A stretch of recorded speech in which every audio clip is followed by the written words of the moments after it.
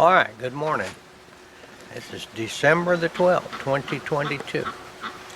And I have been thinking, might be a dangerous thing, how to explain the difference between instinctive shooting and gap shooting. Now, these are my own thoughts and definitions. The way I look at it. It may not be the same, or may not be the official narrative, I don't know. But I'm going to try to explain it in an easy way where you may be able to understand it, what I'm talking about. And if I didn't think this would help you, I wouldn't be talking about it. Okay, now I want to now look at the deer target. Okay, now I am looking at the heart.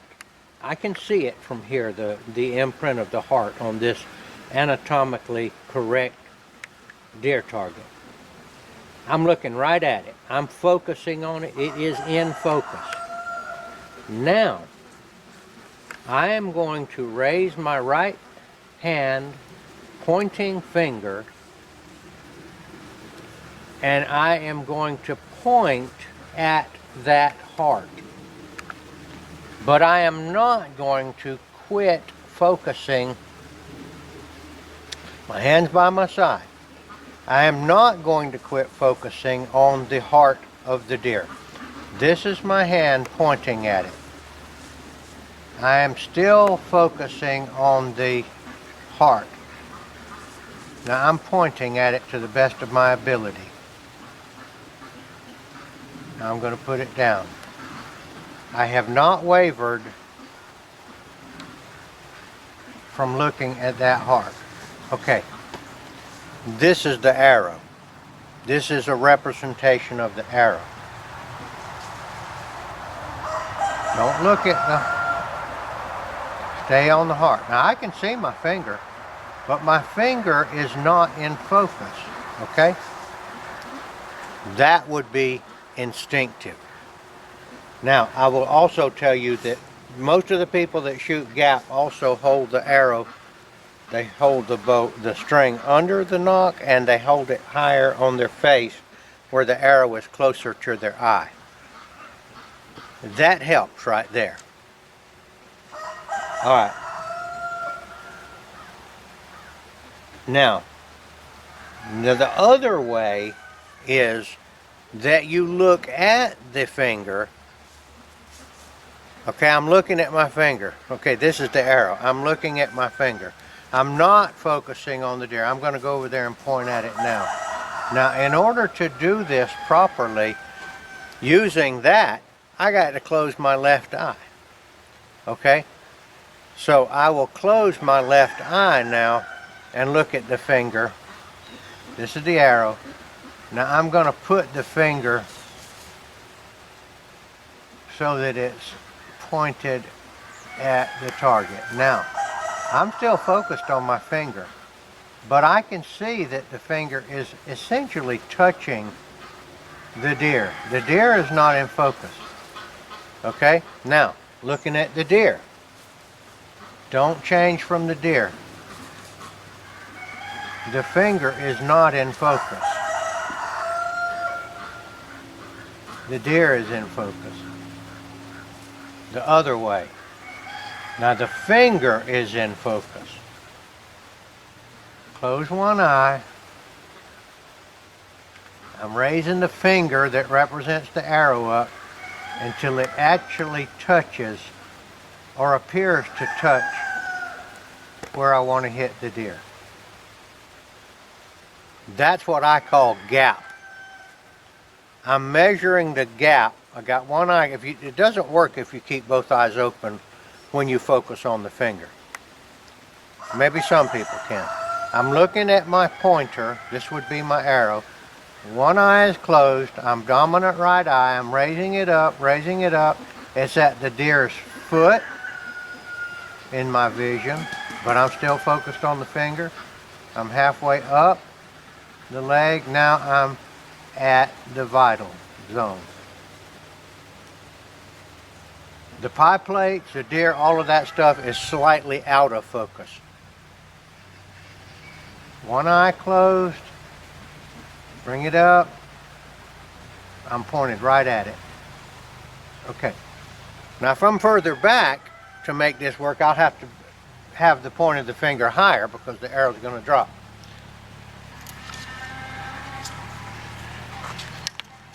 Instinctive is, doesn't matter how you hold it.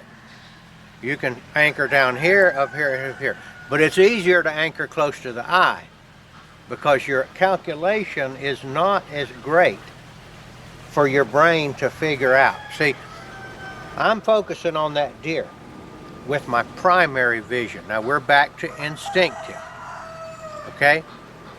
It's very much how a slingshot is used. With a slingshot, they don't look at the pouch that they're holding the rock in, and they don't look at their fingers. They look at the target and they shoot it.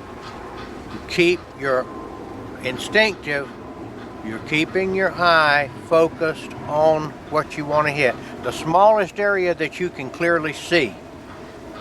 Now if a deer's are real far away, then the smallest area you can really see is just the deer. If the deer's real close, then you can focus. Let's go up here, let me show you what I'm talking about. If you are really close to a target, now standing this close, I can actually see one of the arrow marks. I can see one of the arrow marks in the deer at the back of the heart. Right there. Now if I back up to 15 or 20 yards, I can no longer see that tiny speck. So I'm just going to focus on the heart itself. And like I said, if you're really far away, you might not manage to focus clearly on anything but say just the middle of the deer. Okay, let's back up again now.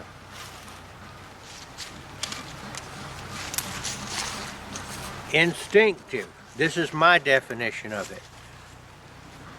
You're going to look at nothing but where you want to hit it. The smallest thing that you can focus on, both eyes open,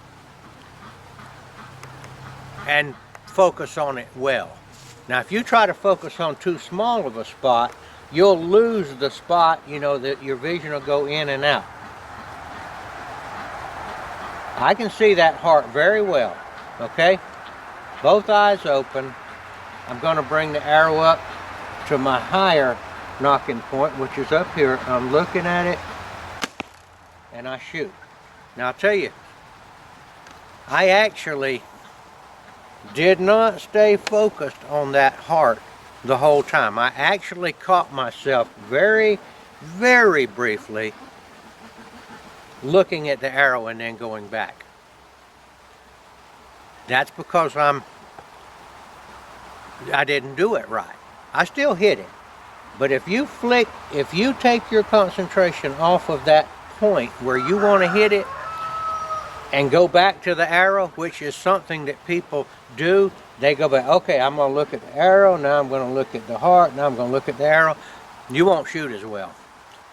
If you can stay on what you're looking at, let's see if I can do it. Now, when you look away, it's so quick that if you're really not paying attention, you won't realize you did it. As soon as you look away from that target to kind of double check the arrow, I'll make an analogy here. It's not quite, but let's just say I was a baseball pitcher. Okay? Here's the baseball in my hand. I'm looking at that catcher's mitt. Okay? Now I look back at the ball. Now I look at the catcher's mitt. You know? No. You don't do that. You look at what you're hitting and you throw it. Okay, let's see if I can do it. I'm looking at that heart. Looking at that heart. I did not look away from it. That's what I call instinctive.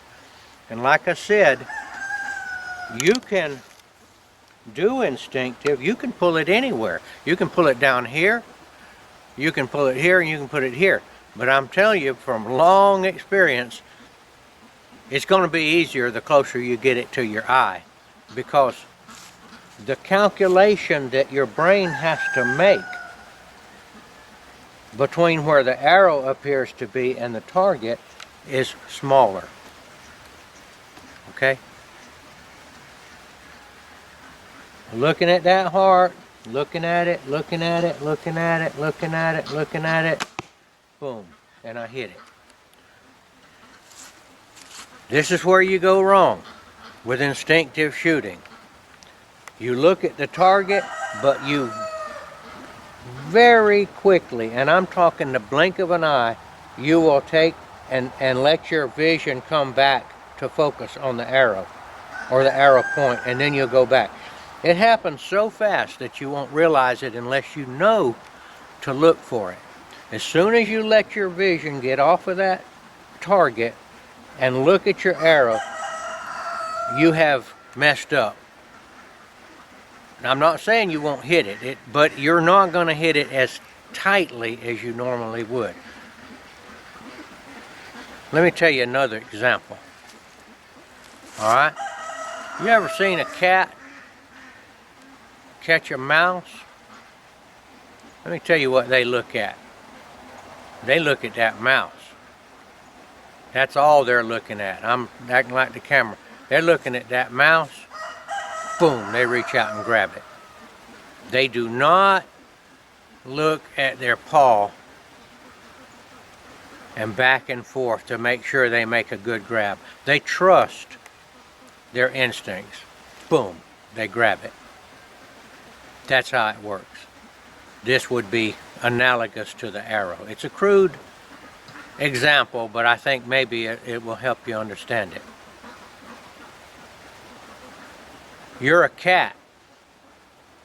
That deer is a mouse. This is your paw. You do not look. Now, of course, when you raise your bow, it gets in your vision, but not your primary vision. You're still looking at that. Same thing with a cat. If a cat's reaching out to grab a mouse, at some point in that quick exchange, I can see my claw coming out to get it, but I don't take my vision off of the mouse. Okay? You got to train yourself to do that. I call it instinct. That's what my definition of instinctive is. Now, back to the other method, which is you do look at the finger or the arrow. You close one eye, just like when you're shooting a rifle. You know you're shooting a rifle, you close one eye and you sight down the barrel. You don't focus on the target, because if you focus on the target, your sights are going to be blurred. Okay?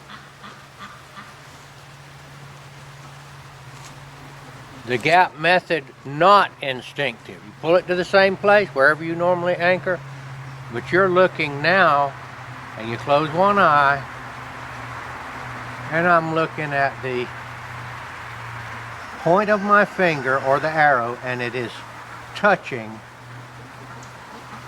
the spot that I want to hit it. I see the deer, I see the pie plates, I see the hay bale, but they're not in focus.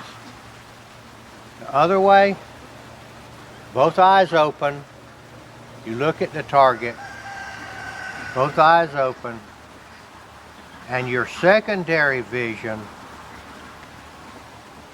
is, your eyes are telling where to point. Just like when you point at anything, you're looking right at it. But in archery, we have a tendency, I wonder if I'm pointing in the right place, and kind of look back at the arrow real quick. You've messed up your calculation that your brain is doing. I hope that helped you to understand it. This is the way I look at it. And when I concentrate on that target, I can do it both ways. I can concentrate on the point of the arrow as if I were sighting down a rifle barrel, or I can do it the other way. I'm just looking at the deer, I'm looking at the heart, and I'm pointing at it. That's what I call instinctive. The higher you get the arrow up, nocked near your eye, the easier it is to point at it.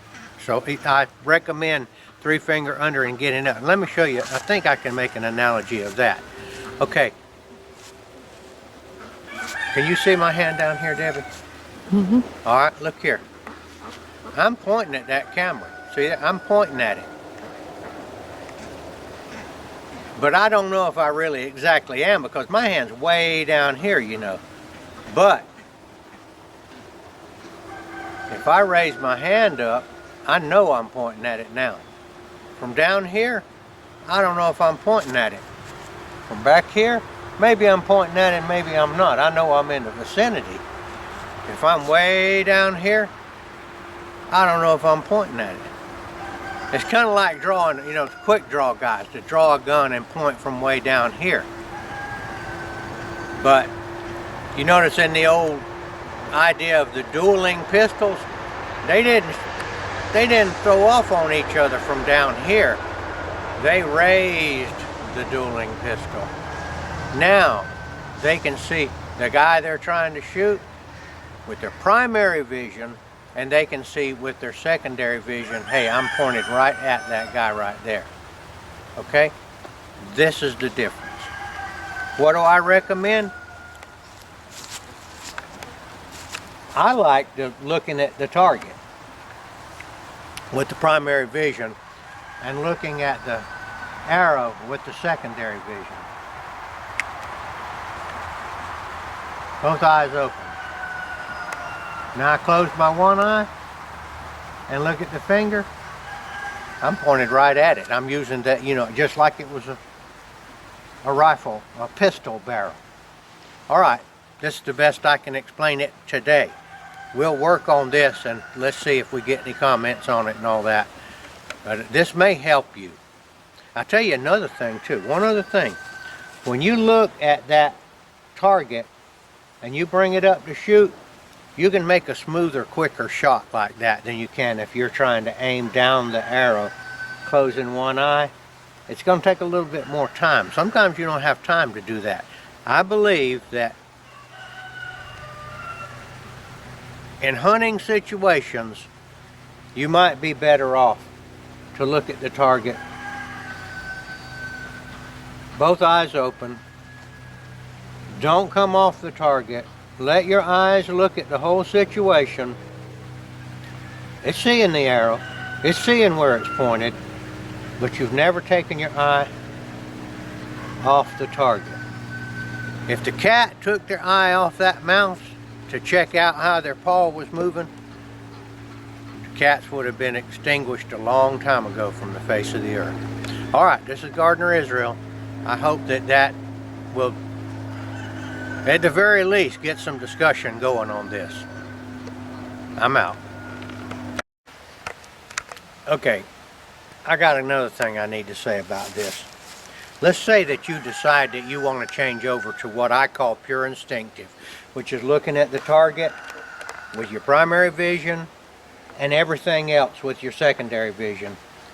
You're not necessarily going to suddenly start shooting perfectly. You got to do it for a while. Don't shoot that way 1 or 2 times and say, oh, this is no good. You're having to retrain yourself. Start close, 5 yards if necessary, 6, 8, 10, and move back. And I'm talking about over a period of days. Okay? Looking at the target and not the arrow. That's a kill.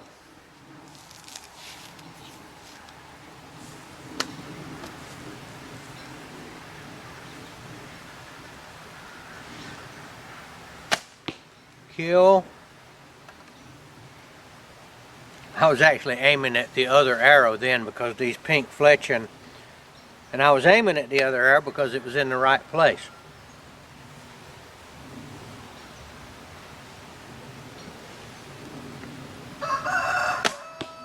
Let's go look at that group here. I'm at 20 yards right now.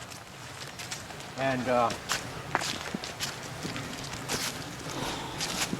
you've got to train yourself to do this, okay? There's my effort right there. All kills. All right. Y'all see what you think. Comment. Let me know what you think about this. And let me tell you another thing too. There's no one system that's going to fit everybody. If you're happy with the way you're shooting, I wouldn't recommend, unless you want to, you change it. But I'm an experimenter. I'm all the time trying to change up and see if I can do things different and better. All right, this is Gardener Israel signing off.